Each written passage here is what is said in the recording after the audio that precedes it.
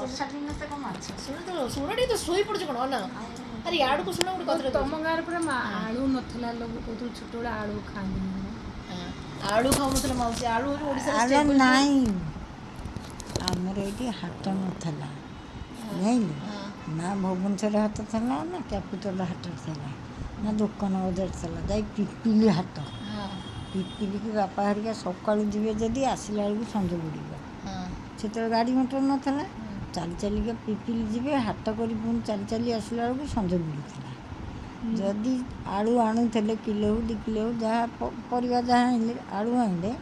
ଆଳୁ କେତେବେଳେ କେମିତି ଯଦି ଦରକାର ହେଲା ନା ନହେଲେ ଆମର ମିଛ କହୁନି ହାଣ୍ଡିରେ ଯାଇକିରି ଥୁଆ ହେଇଥିବ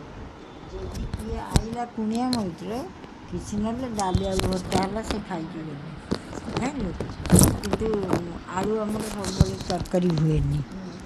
ସେଠୁ ପିପିଲି ହାଟ ଯେତେବେଳେ ବାଳକାଟି ହାଟ ହେଲା ସେଠୁ ବାଳକାଟି ହାଟକୁ ଯିବେ ବାଳକାଟି ହାଟରୁ ଆସିବ ପରିବା ଆଚ୍ଛା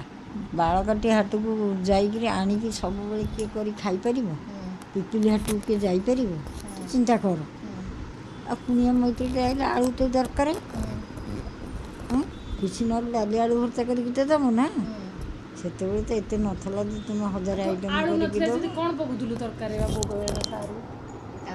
ସାରୁ ଗୋଟେ ଖାଦ୍ୟ ସାରୁ ନା ସାରୁ ଆମ ବିଲେରେ ଯେଉଁ ସାରୁ ହୁଏ ତୁ ବିଶ୍ୱାସ କର ଏଡ଼ିକି ମୋଟା ଏଡ଼ିକି କୁଆ କେଡ଼େ କେଡ଼େ ନୁହଁ ତୁ ଦେଖିନୁ ଆମ କେଡ଼େ କେଡ଼େ ହୁଏ ଏଡ଼ିକି ମୋଟା ମୋଟା ଏଡ଼ିକି କୁଆ ନୁହଁ ଏଡ଼େ ଏଡ଼େ ସାରୁ ହୁଏ ମୋର ମନେ ନାହିଁ ଆଉ ଇଏ ତ ଘର କରିଦେଲେ ସେ ସାରୁ ଯେତକ ବିକ୍ରି ହେବ ଆଉ ଭାଡ଼ି ତଳେ ସବୁ କୁଆ ଥବ ଭାଡ଼ି ତଳେ ସବୁ ସାରୁ ଗଦା ହେଇଥିବ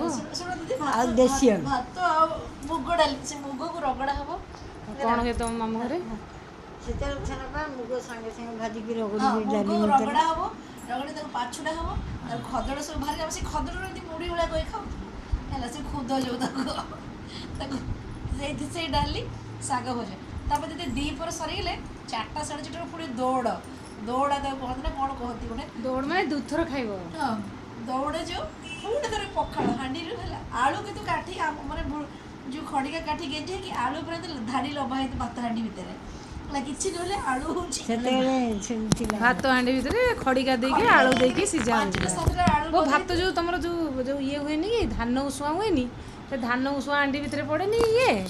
ଧାନ ଦିହରେ ସିଝାନ୍ତି ଭାତ ଦିହରେ ଖଡ଼ିକା ଦିହରେ ଆଳୁ ଖଡ଼ିକାରେ ଆଳୁ ସିଝା ହେଇଥିବ ସେଠୁ ଦ୍ୱିପହରେ 4ଟା 4:30 ଦୌଡ଼ା ସମୟ ଭାତ ଖାଉଥିଲେ ଲୋକ ନିରୋଗୀ ରହୁଥିଲେ ଏବେ 2 ଥର 3 ଥର ଦୌଡ଼ା ଖାଉଥିଲେ ଦୌଡ଼ା